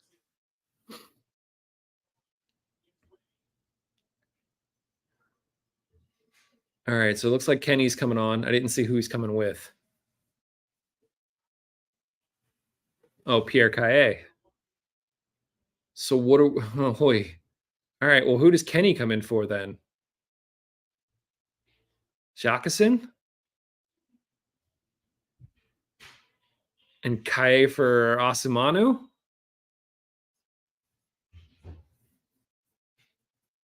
Yeah, that's true, Laura Ellen. I didn't say like right now, like maybe in the off season or maybe early preseason next year. Yeah, Kenny on for Eric Dick, exactly. Can you imagine? I will say our team on senior night, we had a senior keeper and the team was up. The high school team was up. So they subbed the keeper out to let him play forward and try to score a goal. And he did. So good on him.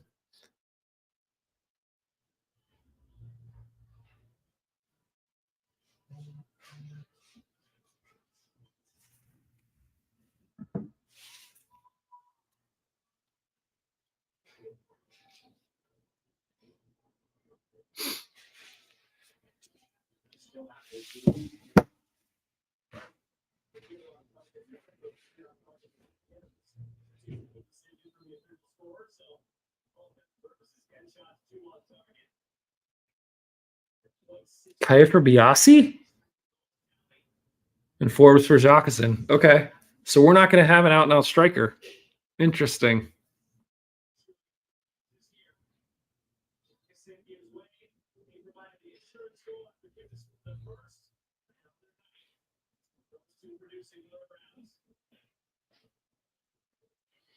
Kaye is one of those players too that anytime I talk to one of the defenders, they call him out specifically, and they're like, "Dude can play." It's a shame that we haven't seen more of him. Like I don't even ask; they just bring it up.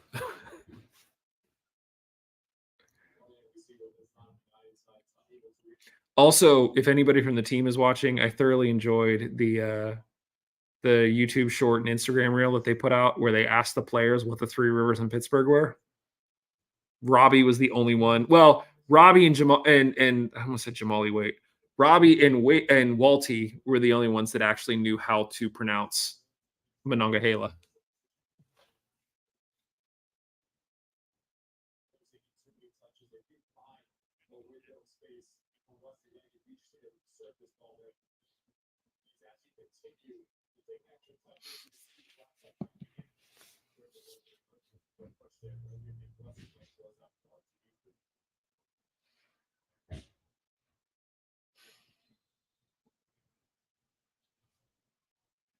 Dude, the Steel Army has taken over that entire section.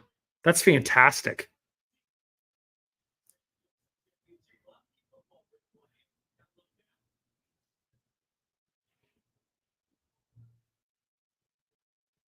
So, who here thinks that Kenny's like legit going to retire as a player after the season? And does the team do anything for him? I feel like they have to do something for him. But like you can't predict when our last game is. So how do you actually know when to celebrate him?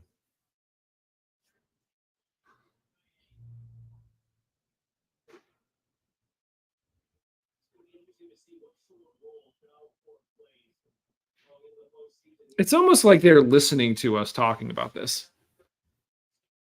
Because literally I talk about Kenny and then they start talking about Kenny. Maybe that just means that my question was too obvious.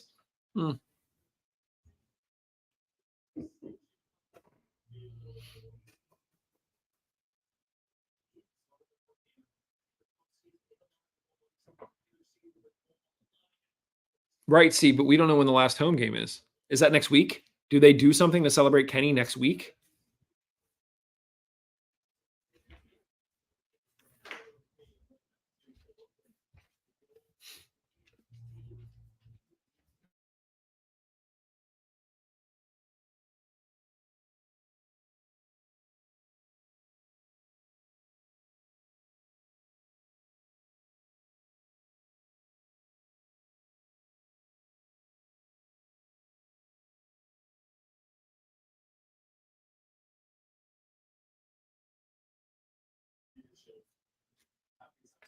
Justin thinks he plays one more year. I'm trying to get my dog Dory to come here to be on camera, and she's refusing.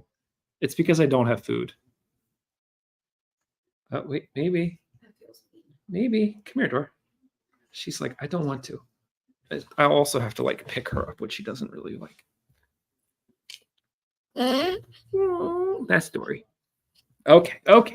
You're down. You're good. You're good. You're good. I'll get you. She's okay. Come here, you want cookie? When Laura Ellen just asked, when is Susan taking over the live stream? Susan's sitting, she's been sitting here next to me enjoying a glass of wine, and she actually enticed Dory into the shot. So she's here. Yes. Yes. She just yelled from the other room, hi, Laura Ellen. So yes, love my wife very, very much. She does not like being on camera or anything like that. So Josh, I agree with you. I think that he does. I think the announcement does come during the offseason, and I absolutely thinks he stays on staff. What will be interesting is I know that he has certain levels of coaching license, but I don't know if he has enough to, he can't like lead a team himself. So Laura Ellen just said Susan is her favorite member of the Sparks family. So I also don't disagree with that.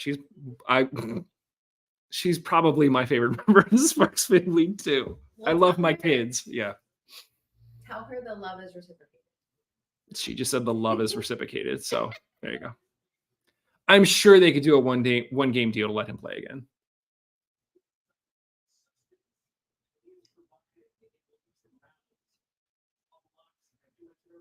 Now Dick's just wasting time.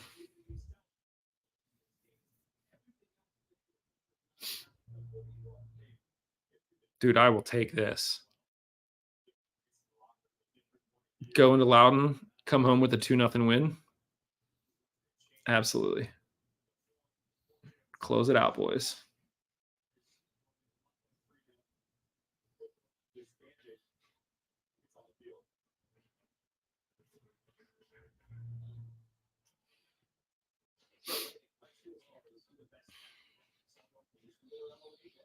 You have to have more faith, Laura Ellen, like your husband.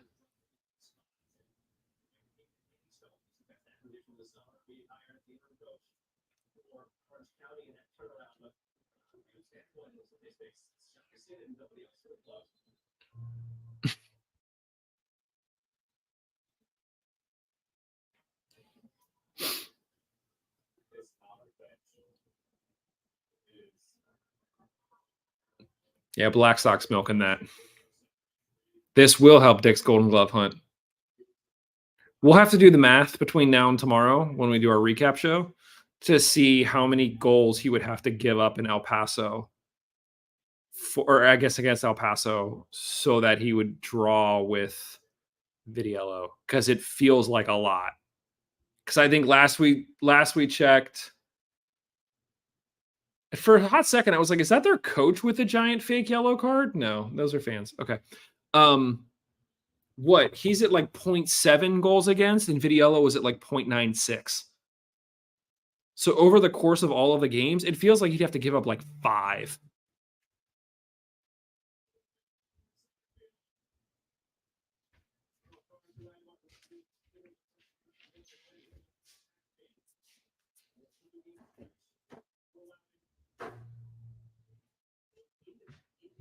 I'll be interested, Mongols crew specifically, what your thoughts are on this format versus. Whoa! Wow. Wow.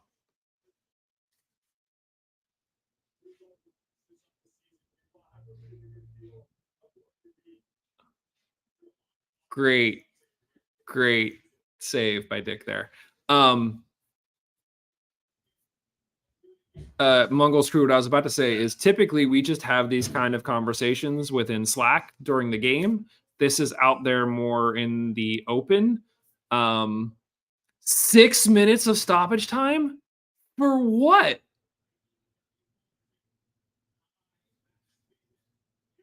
Anyway, Mongols crew, whether or not we keep doing stuff like this or if we prefer sort of the internal Slack. Let's go, Etu. You were on side. It was in our half.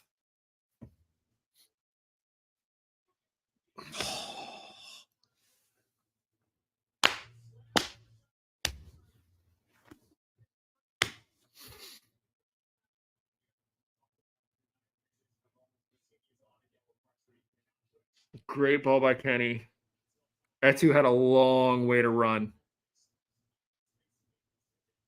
Oh, he could have chipped him.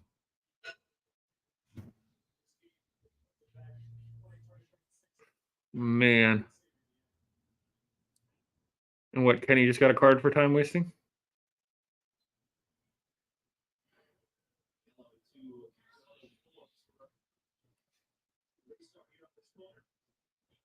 Dude, now what is Bob doing? Oh, we got a set piece.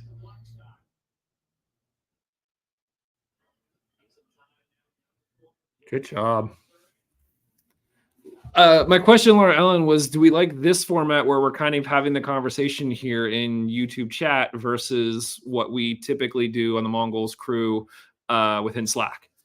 So during a game, is it better to do something like this live where we kind of have the stats and you guys kind of see my reactions, which is weird, just me, but we can still have the conversation versus, just sort of the 6 or 7 of us in Slack?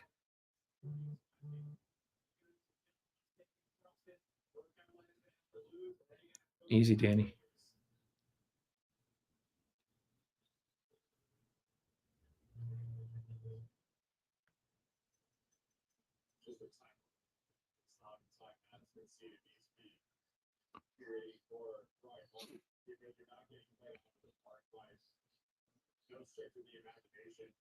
Cool. All right.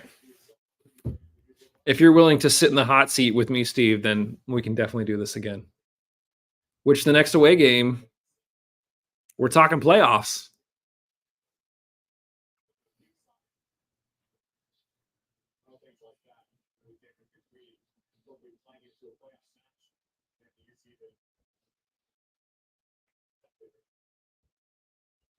Ooh.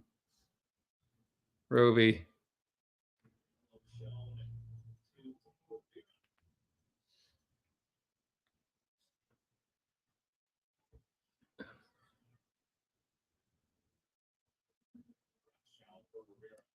Ooh.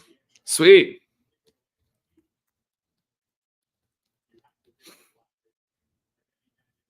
Yeah, it would be great to have Justin join us too.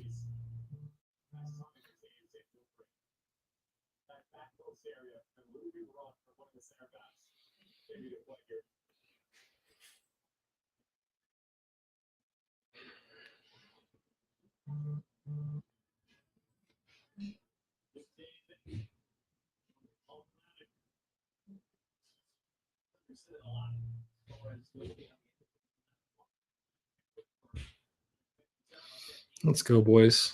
You got like 2 minutes left. Just get the shutout for Dick. Oh, what was that, Suber?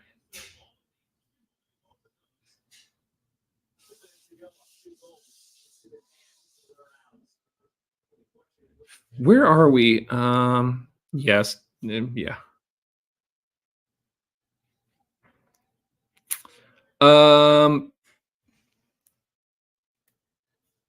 I don't know if we could do that, Josh. We could try. We can see. I'm just curious. Where are we on goal differential?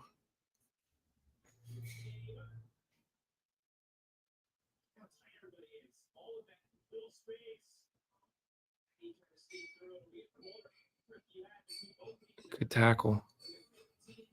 So we have a plus 11 goal differential, which is better than any of the teams above us, barring Detroit. Hot dang. Well, that's good.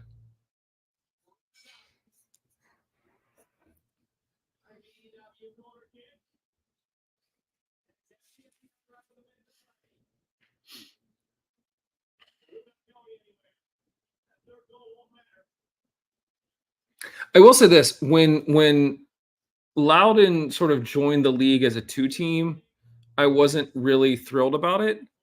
If they can continue to put in a team that's going to battle for a playoff spot, I'm kind of happy they're here. In terms of the proximity to us, Justin and I talked a little bit about, are they a rival? We both agreed they're not a rival, at least not yet. But if we can have more teams, oh wow, the keeper's way up there.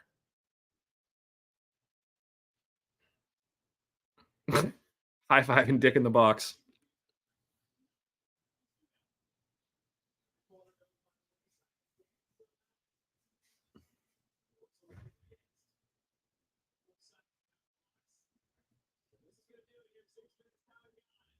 Yeah, I'm happy that Loudoun's here. The more teams that we have that are sort of within driving distance that we can build up some history with, the better.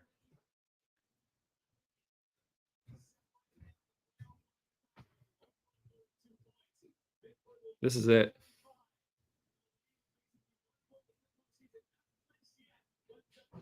That's it.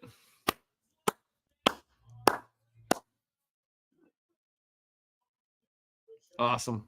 Awesome. Justin and I both said 2-1. I'm really glad that we got the shutout for Dick. Well done. Very well done. Well, hopefully those of you here sort of enjoyed hanging out, chatting in the box. Sounds like maybe next time we do this, we'll have a few more voices on here. So it'll be a little bit more of a party rather than just me talking at you. But appreciate everyone hanging out. Super pumped that the Hounds got the win. Kind of expected them to get the win. So I'm glad that they were able to get all 3 points. Let's go, man. El Paso next weekend. Lock it down. Thanks, everybody. We will talk to you tomorrow for our official reaction show. Bye, guys.